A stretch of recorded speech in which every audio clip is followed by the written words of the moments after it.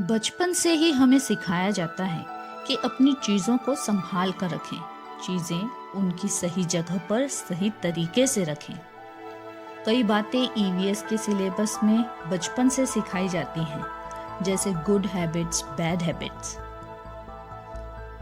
According to vastu, हर space में positive और नेगेटिव एनर्जीज काम करती हैं और दोनों ही शक्तियाँ अपनी अपनी जगह उचित मात्रा में हो या कहें सुव्यवस्थित हो तो अनुकूल और उत्तम होती है, क्योंकि अलग अलग समय में दोनों ही प्रकार की शक्तियों का अपना अलग महत्व है, जो कि जीवन चक्र के लिए आवश्यक है।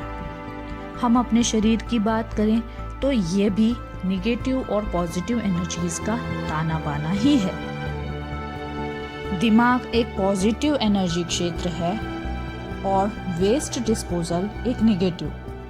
लेकिन यदि हमारे शरीर की यह निगेटिव क्रिया सुव्यवस्थित रूप में कार्यरत है तो हमारा शरीर स्वस्थ है। रोना, पसीना, बुखार, मल इत्यादि निगेटिव ऊर्जा क्षेत्र के कार्य हैं, किंतु इनका सही समय पर सही तरीके से सही मात्रा में कार्यरत रहना सीधे तौर पर हमारे इम्यून सिस्टम, जो कि एक पॉजिटिव ऊर्जा क्षेत्र है, को प्रभावित करता है। इसके विपरीत यदि हमारा इम्यून सिस्टम सही है, स्ट्रॉन्ग है, तो अर्थ यह हुआ कि शरीर के ये निगेटिव ऊर्जा क्षेत्र सुव्यवस्थित हैं। कहने का तात्पर्य यह है कि ब्रह्मांड में जब भी कोई बॉडी या कहें अणु, परमाणु बनता है, तब उसमें दोनों प्रकार की ऊर्जाओं का समावेश होता है। जब ये दोनों ऊर्जाएं अपनी अपनी जगह संतुलित और सुव्यवस्थित होती हैं, तब प्रभाव हमारे पक्ष में होता है, जिसे हम पॉजिटिविटी कहते हैं। अब यह एक बड़ा प्रश्न आता है कि आखिर ये सुव्यवस्था है क्या और इसका अनुसरण कैसे करें।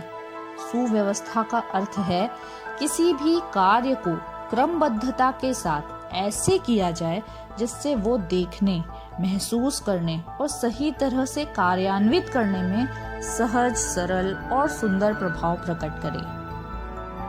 पुराने चार्जर, बंद पड़ी घड़ियां, बिजली, पानी, शॉपिंग के पुराने बिल, घी, तेल, अचार, केचप की खाली बोतलें इत्यादि कबाड़ है। घर से कबाड़ बाहर करिए। आवश्यक सजावटी सामानों से घर सजाइए। घर की वस्तुओं से सृजनात्मक कार्य करिए। चीजों को उनकी सही जगह पर नियोजित करके रखें। साफ सफाई, विशेष रूप से स्टोरेज की, समय समय पर करते रहना चाहिए। अत्यंत आवश्यक यह है कि वस्तुओं का इस्तेमाल करने के बाद उन्हें उनके निर्धारित स्थान पर ही रखें। अपने घर को सुंदर बनाइए। ये तो बात हुई सुव्यवस्था क्या है। अब इसका अनुसरण कैसे करें, इसे हम एक उदाहरण से समझते हैं।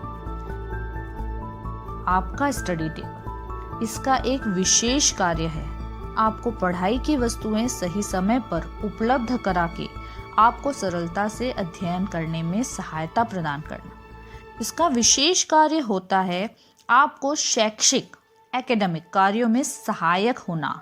अतः अपने स्टडी टेबल, शेल्फ को इस प्रकार जमाइए, सजाइए, जिससे ये अपना कार्य सही तरीके से करके आपकी शिक्षा अर्जन में पॉजिटिविटी लाए। यदि यहाँ शिक्षा संबंधित वस्तुओं के अतिरिक्त अन्य वस्तुएं जैसे कॉमिक्स, न्यूज़पेपर्स, धार्मिक किताबें, न चलने वाले पेन, मार्कर्स, बेतरतीब रखी किताबें इत्यादि होंगे, तो ये आपकी शिक्षा के लिए निगेटिविटी देगा। इसे ऐसे जमाइए कि आवश्यकता पड़ने पर पढ़ाई की हर वस्तु, कॉपी, किताब, पेन, पेंसिल इत्यादि सरलता से बिना विलंब मिल जाए। इसी प्रकार घर की अन्य वस्तुओं और स्थानों का विशेष प्रयोजन होता है। यदि उन्हें उनके प्रयोजन के आधार पर व्यवस्था देकर सुसज्जित किया जाए तो एक सकारात्मक ऊर्जा का प्रवाह होगा, जो किसी विशेष कार्य सिद्धि के लिए यौगिक होगा, सहायक होगा।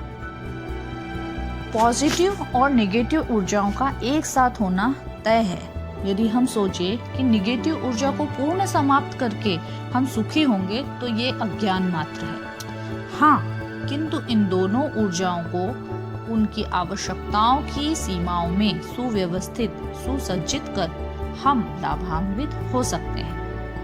तो अब अपने घर की वस्तुओं का मूल कार्य, उनका उपयोग और कार्यों में उनकी सहायकता के आधार पर उन्हें सुव्यवस्था देकर अपने सुनिश्चित उद्देश्य में सकारात्मकता बढ़ाइए।